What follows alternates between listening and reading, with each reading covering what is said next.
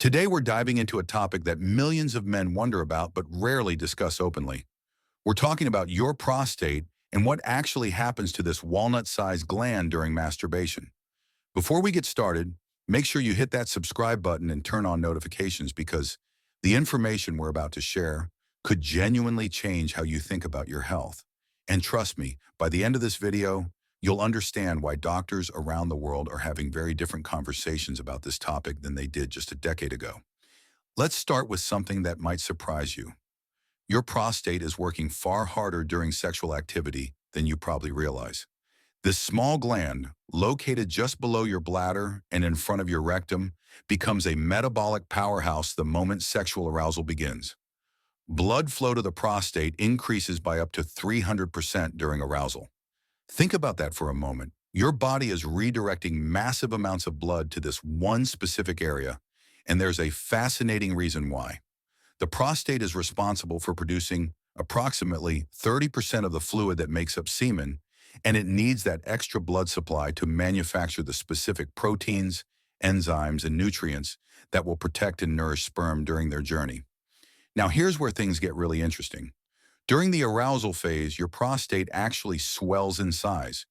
This isn't harmful, it's completely natural, but what's remarkable is the precision involved. The gland is preparing to contract and release its fluid at exactly the right moment. Specialized muscle fibers that wrap around the prostate begin receiving signals from your nervous system, essentially getting ready for their big moment. These aren't random muscle twitches. Your body is conducting an incredibly coordinated symphony of neurological and muscular activity that involves your brain, spinal cord, and pelvic region, all communicating in milliseconds. But let's talk about what happens at the moment of orgasm, because this is where the prostate truly shows what it's capable of. During ejaculation, the prostate undergoes rapid rhythmic contractions, usually between 3 to 10 powerful squeezes. Each contraction is timed perfectly, working in harmony with other muscles in your pelvic floor to propel seminal fluid through your urethra. The force behind these contractions is actually quite impressive from a biomechanical standpoint. Researchers have measured the pressure generated during these moments, and it's comparable to other strong, involuntary muscle actions in your body.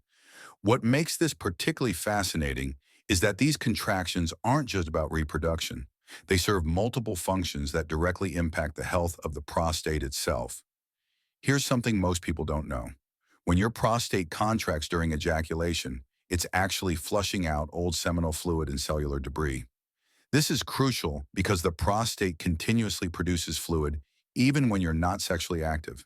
If that fluid sits stagnant for too long, it can become a breeding ground for bacteria and can contribute to inflammation.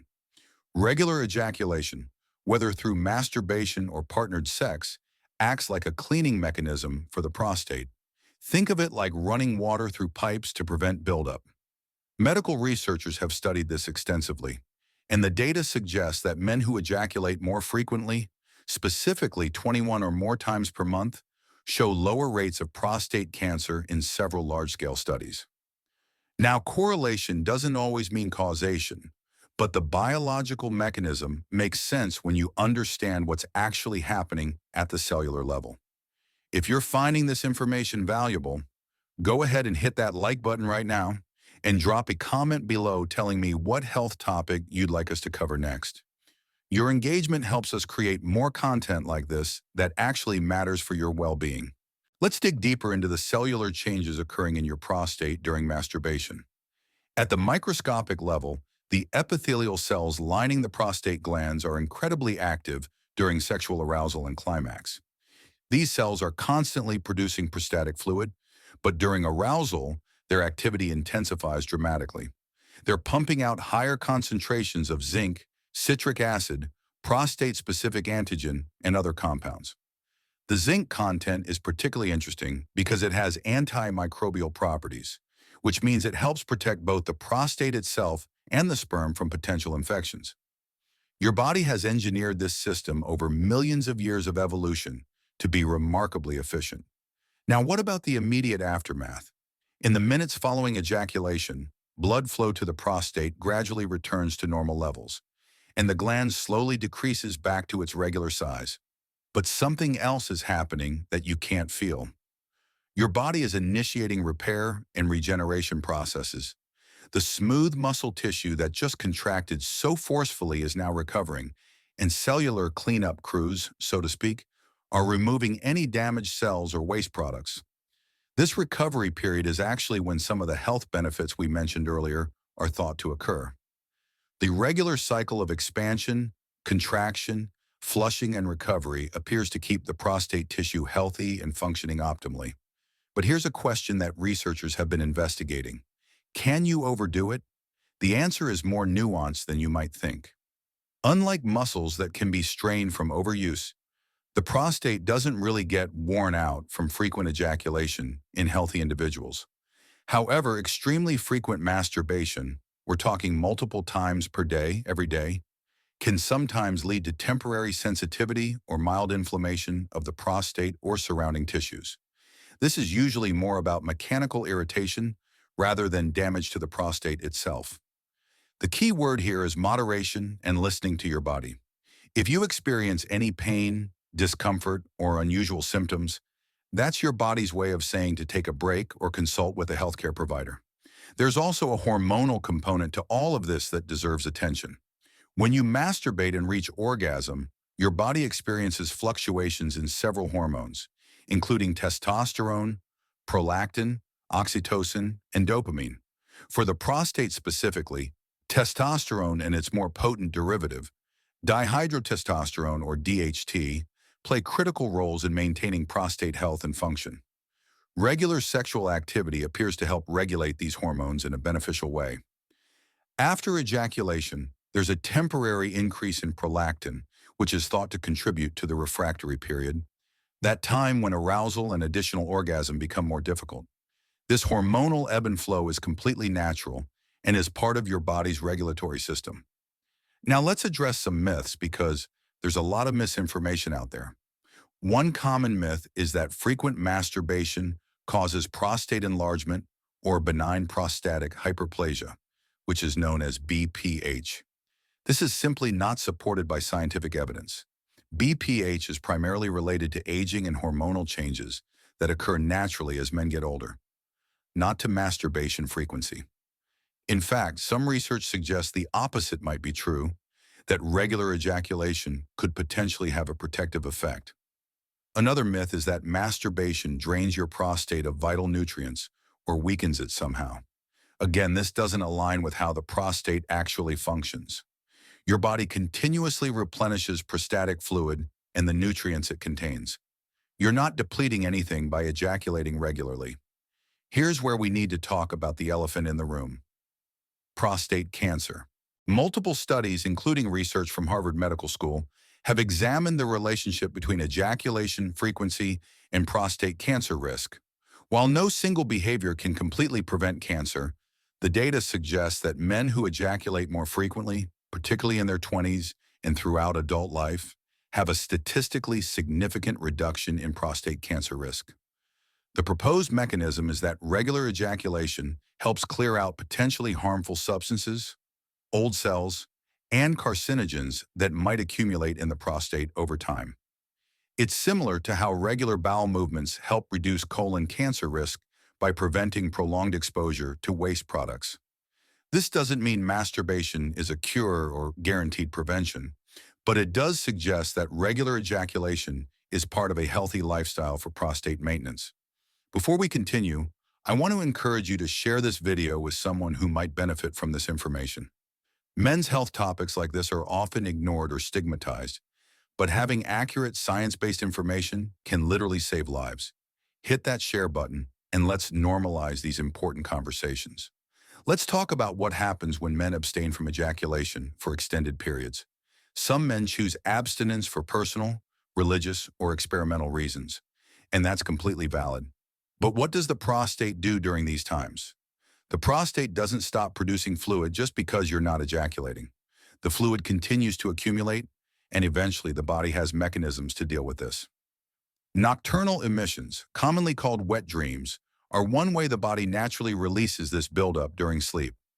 Additionally, some of the prostatic fluid is gradually reabsorbed into the body, However, extended periods without ejaculation may lead to congestion in the prostate, which some men experience as a feeling of fullness, mild discomfort, or increased sensitivity in the pelvic area. This isn't dangerous, but it does illustrate that the prostate is designed to work through regular cycles of filling and emptying. There's also an interesting connection between prostate health and overall pelvic floor health. The muscles that support your prostate, bladder, and rectum, collectively known as the pelvic floor, are actively engaged during masturbation and orgasm. These rhythmic contractions during climax actually serve as a form of exercise for your pelvic floor muscles. Stronger pelvic floor muscles are associated with better urinary control, improved erectile function, and even more intense orgasms. So in a way, regular sexual activity, including masturbation, contributes to the overall fitness of your entire pelvic region, not just the prostate. Now let's address age-related changes because what happens to your prostate during masturbation can shift as you get older. In younger men, the prostate is typically smaller and more responsive. Contractions during orgasm tend to be stronger and more numerous. As men age, the prostate naturally enlarges, even in the absence of disease. This is just part of the aging process. For older men, they might notice that orgasmic contractions feel different, perhaps less intense or fewer in number. This doesn't mean the health benefits disappear. In fact, maintaining regular ejaculation becomes even more important as you age because it helps manage that natural enlargement and keeps the gland functioning as well as possible.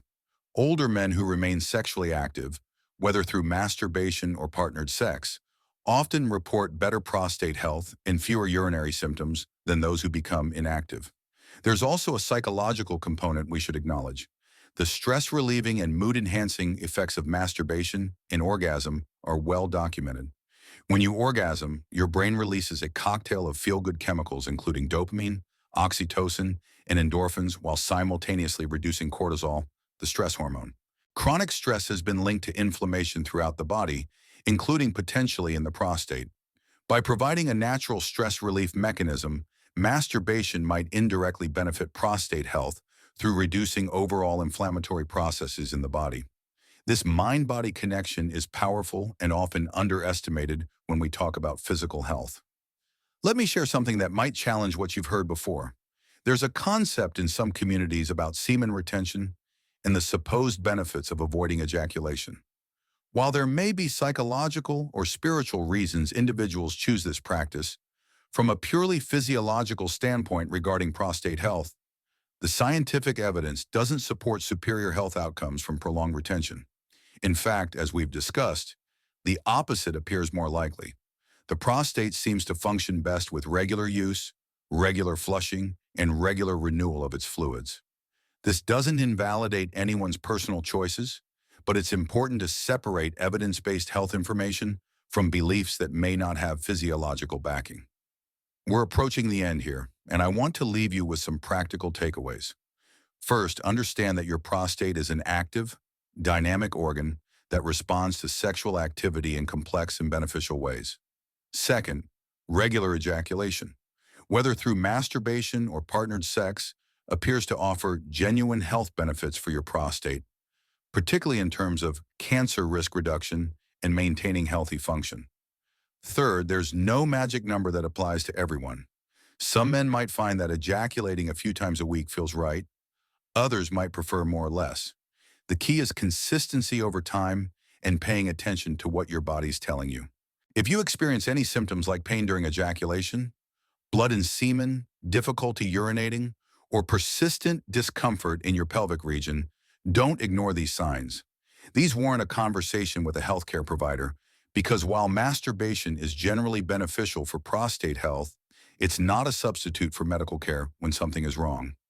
Regular checkups, especially as you age, are crucial. Men over 50 or over 45, if you have risk factors like family history, should be discussing prostate screening with their doctors. Before you go, I have one final call to action for you. Subscribe to this channel if you haven't already, because we're committed to bringing you honest, science-based information about health topics that matter. Turn on notifications so you never miss a video. And most importantly, take charge of your health. Don't let embarrassment or stigma prevent you from understanding your body or seeking care when you need it.